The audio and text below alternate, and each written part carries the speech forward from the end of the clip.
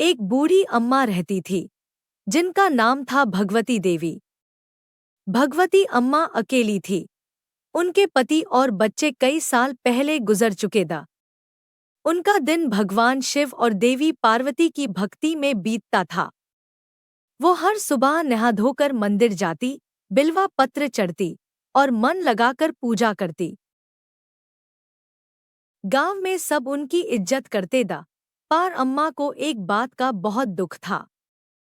वो चाहती थी कि अपने जीवन में एक बार शिव और पार्वती उन्हें साक्षात दर्शन दे। इस इच्छा को पूरा करने के लिए उन्होंने कड़ी तपस्या शुरू कर दी। वो कम खाती, कम सोती और ज्यादा समय ध्यान में बिताती।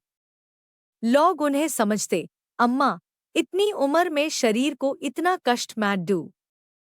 पर अम्मा के मन में तो बस एक हाय लगन थी।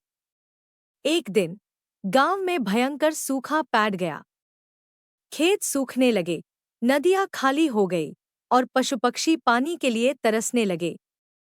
गांव वाले परेशान हो गए।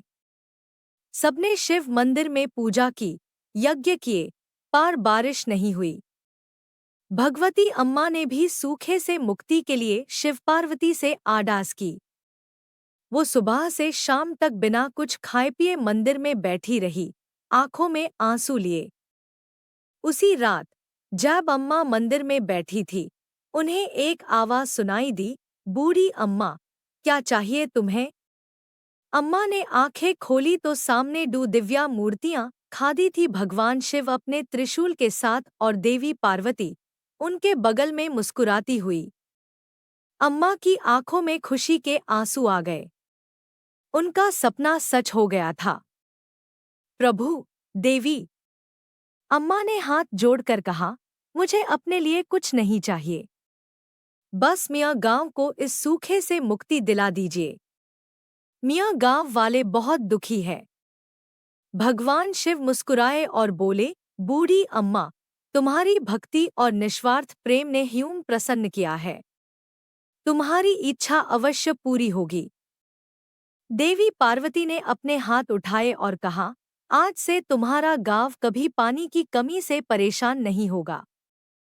तुम्हारी भक्ति की वजह से ये भूमि हमेशा हरी भरी रहेगी। जैसे हाय शिव पार्वती ने इतना कहा, आकाश में घने बादल छा गए और तेज बारिश शुरू हो गई। गांव वाले खुश हो गए और नाचने गाने लगे। जब बारिश थमी तो देखा कि अम्मा मंदिर में सो रही थी। जब वो जागी तो उन्होंने देखा कि मंदिर के बाहर एक नया झरने का उद्गम हो गया था, जहां से स्वच्छ जल तेजी से बह रहा था। गांव वालों को जब अम्मा ने अपनी कहानी सुनाई तो सब हैरान रह गए। उन्हें समझ आ गया कि अम्मा की भक्ति कितनी साची थी। उस दिन से भगवती अम्मा को भक्तिमती अम्मा के नाम से जाना जाने लगा। गांव हमेशा खुशहाल रहा और भगवती अम्मा ने अपनी शेष जिंदगी शिव पार्वती की सेवा और भजन में बिताई। गांव हमेशा खुशहाल रहा और भगवती अम्मा ने अपनी शेष जिंदगी शिव पार्वती की सेवा और भजन में बिताई। ये कहानी हमें सिखाती है कि सच्ची भक्ति और निस्वार्थ प्रेम का फल हमेशा मिलता है और भगवान अपने भक्तों की पुकार अवश्य सुनते हैं।